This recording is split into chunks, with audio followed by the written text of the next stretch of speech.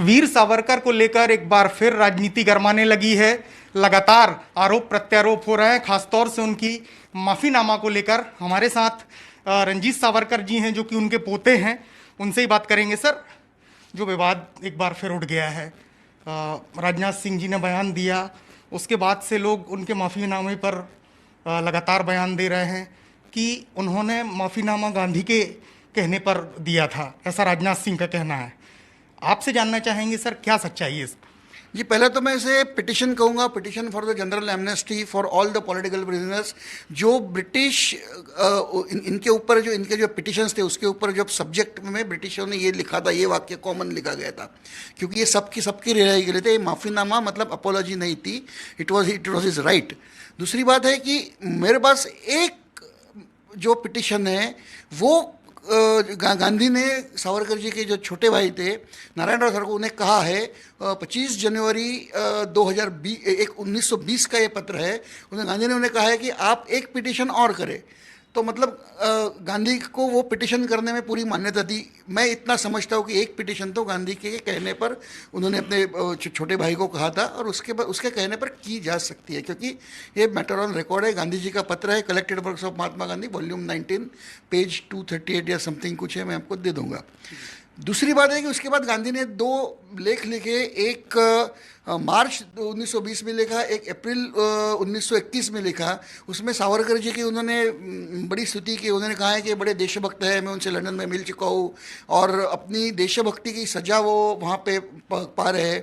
उन्होंने आगे जाके लिखा कि सावरकर जी और उनके बड़े भाई जब ये मान्य करने को तैयार है कि हम शांति से सरकार के साथ सहयोग करके देश के प्रति काम करेंगे, तो उन पर विश्वास करना चाहिए। इसका मतलब गांधी जी को स्पष्ट रूप से उनके पहले के सभी, मतलब ऐसा कहते हैं कि गांधी तो बाद में आए, तो पहले के आवेदन का क्या, तो उन्होंने जो 13 और सभी आवेदन उन्होंने स्पष्ट लिखा है कि मुझे ना छोड़ो, दूसरों को छोड़ो। अगर it is not possible to release me, टू आप दूसरों को छोड़ो, उसके लिए दूसरे की ये मत करो।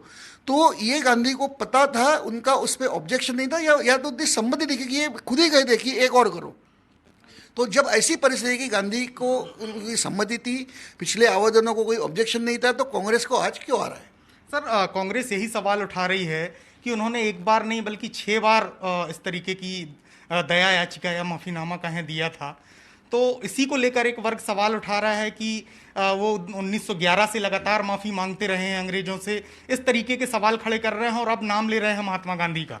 देखो, ये एप्लीकेशन करना हर एक का कर्तव्य है। उन्होंने सबके लिए किया, खुद के लिए नहीं किया। ये सब रिवॉल्यूशंस के लिए उन्होंने किया है। क्योंकि क्या है कि कांग्रेस की जब भी जेल में जाते थे ना, तो कांग्रेस ने अपने हजारों वर्कर्स को 1921 में, 1931 में, 1942 में ऐसे ही एप्लीकेशन करके छुड़ाया, हजारों लाखों लोगों को। वो एक पब्लिक बड़ी पॉलिटिकल पार्टी थी। रिवॉल्यूशंस के पीछे कोई नहीं था। रिवॉल्यूशंस, बहुत से रिवॉल्यूशंस तो बहुत 18, 19, 20 साल के थे, ज़्यादा पढ़े लिखे भी नहीं थे। तो सावरकर एक बैरिस्टर थे, उनकी केस लड़ रहे थे, और उनके माफीनामे, तथाकथित जो माफीनामे कहते हैं, दे आर नॉट माफीनामाज, वो विक्रम संपत ने अपने पुस्तक में पूरे प्रकाशित किए। पूरे टेक्स्ट उपलब्ध है, आज हर एक जाके देखे, वहाँ कोई माफी का शब्द नहीं है। सर, ओवैसी जो MIM के प्रमुख हैं, उन्होंने ये कहा है कि बीजेपी तो इस तरीके से कर रही है कि कहीं ना कहीं एक दिन अब उनको जल्दी ही राष्ट्रपिता भी घोषित कर दिया जाएगा। क्या कहेंगे इस पर? देखो, भारत इतना महान राष्ट्र है, हमारा इतना 5000 से ज़्यादा वर्षों का इतिहास है कि हम भगवान राम को भी राष्ट्रपिता नहीं मान सकते, क्योंकि राम के पहले भी कई 100 पीढ़ियाँ हो चुकी है इस राष्ट्र में। तो ऐसा कैसा कोई एक आदमी इस राष्ट्र का पिता या निर्माता बन जाता है? ये तो हजारों लोगों के कारण, लाखों लोगों के कारण राष्ट्र बना है, और इसमें सभी भगवान राम, कृष्ण और ऐसे कई नाम होंगे तो हम भूल चुके होंगे। तो सर, आप मानते हैं कि सिर्फ महात्मा गांधी अकेले राष्ट्रपिता नहीं हो सकते? नहीं, कोई भी राष्ट्रपिता हो ही नहीं सकता। इस राष्ट्र का कोई पिता होना, ये राष्ट्र की परंपरा का अपमान है। ये किसी एक की पैदाइश नहीं है ये राष्ट्र। अच्छा, एक सवाल और सर कि RSS प्रमुख कह रहे हैं कि अब सावरकर युग एक तरह से शुरू होने वाला है, क्योंकि उनको पहले लगातार बदनाम किया जाता रहा है। तो आपको लगता है कि लगातार विवाद खड़ा करके ये सारी चीज़ें लाई जा रही हैं ताकि उनका नाम खराब हो, या इस तरीके की चीज़ें लगातार विपक्ष की तरफ से की जा रही हैं? जी देखिए, जब विचारों का प्रतिशत आप नहीं करते, सावरकर सिर्फ एक व्यक्ति नहीं थे, वो एक क्रांतिकारी थे। क्रांतिकारी के बाद एक विचार प्रवर्तक नेता भी थे। उनको हिंदुत्व का जो व्याख्या है कि वो राष्ट्रीयत्व पर आधारित है, कि जो इस देश का सच्चा नागरिक है, मतलब देश को सर्वोच्च प्राथमिकता देता है और इस देश में पैदा हुआ है, जिसके पिता या वंश पूर्वज जिसके इस देश के हैं वही हिंदू, ये उनकी जो व्याख्या है, इस व्याख्या पर अगर समाज का पुनर्निर्मिति हो तो ये एक हमारा समाज कहीं के कहीं चला जाएगा, एक पावरफुल समाज बनेगा। और उस समाज में कोई ये जात धर्म की राजनीति नहीं चलेगी, क्योंकि सावरकर के हिंदुत्व में जाति धर्म को कोई स्थान नहीं है। तो ये विचार जब आप काट नहीं सकते तो ऐसे विचार प्रवर्तकों को आप उनका व्यक्तिगत चरित्र हनन करना चाहते हैं, क्योंकि लोग समझे कि अरे ऐसे चरित्र ये माफी हो रहे तो इसका क्या सुनना। सर लेकिन आज आखिरी सवाल मेरा कि आज क्या जरूरत पड़ गई कि महात्मा गांधी के कहने पर उन्होंने माफीनामा कहा, ऐसा बोलने की आज क्या जरूरत पड़ गई, जबकि लगातार तो ये विषय रहा है कि कई बार उन्होंने माफीनामा दिया है। मुझे लगता है कि संरक्षण मंत्री ने वो इस मामले में कहा कि भाई गांधी ने ही कहा था, उनको एक अर्जी तो रिकॉर्ड पे है ना, तो उनका भी कहने का मतलब यही होगा अगर गांधी को मान्य है तो आपको क्यों अमान्य है, यही इसी में बोला होगा।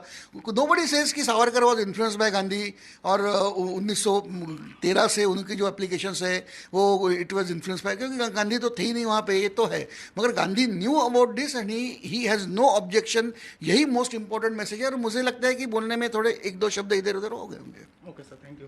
तो साफ तौर से आपने सुना कि ये रंजीत सावरकर जी हैं, इनका कहना है कि एक माफीनामा तो जो था वो महात्मा गांधी के कहने पर ही लिखा गया था, लेकिन बाकी दूसरी चीजें अन्य हैं। लेकिन इस पर विपक्ष जो लगातार आरोप प्रत्यारोप कर रहा है या इसमें विवाद पैदा कर रहा है, ये अपने आप में बेबुनियाद है। कैमरामैन दिलीप के साथ संकेत पाठक, न्यूज़ 24 मुंबई।